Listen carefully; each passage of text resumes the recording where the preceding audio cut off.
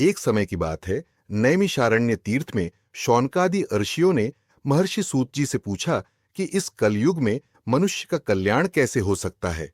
तब सूत जी ने कहा कि यही प्रश्न एक बार नारद जी ने भगवान विष्णु से पूछा था। तब प्रभु ने सत्यनारायण व्रत की महिमा बताई थी। इसी कथा के एक भाग में एक लकड़हारा था जो बहुत निर्धन था और जंगल से लकड़ियाहें बेचकर अपना जीवन चलाता था। एक दिन वह बहुत प्यासा और दुखी था। तभी स्वयं भगवान एक वृद्ध ब्राह्मण का रूप धारण कर उसके पास आए। उन्होंने उसे सत्यनारायण का व्रत करने की सलाह दी।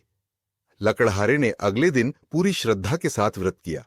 उस दिन उसे लकड़ियाओं बेचने से दोगुना धन प्राप्त हुआ। उसने उसी धन से भगवान का पूजन किया और ब्राह्मणों को भोजन कराया। धीरे धीरे उसकी दरिद्रता दूर हो गई और वह अंत में मोक्ष को प्राप्त हुआ। इसी प्रकार एक साधु वैश्य और उसकी पुत्री कलावती ने भी यह व्रत किया, परंतु वे अपने संकल्प को भूल गए, जिसके कारण उन्हें बहुत कष्ट उठाने पड़े।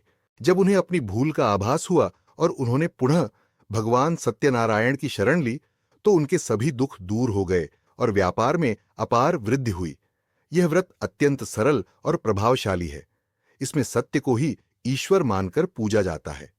जो कोई भी केले के खंभों से मंडप सजाकर सवाया प्रसाद अर्पित कर यह कथा सुनता है, उसके घर में कभी अन्न धन की कमी नहीं होती और शत्रुओं पर विजय प्राप्त होती है।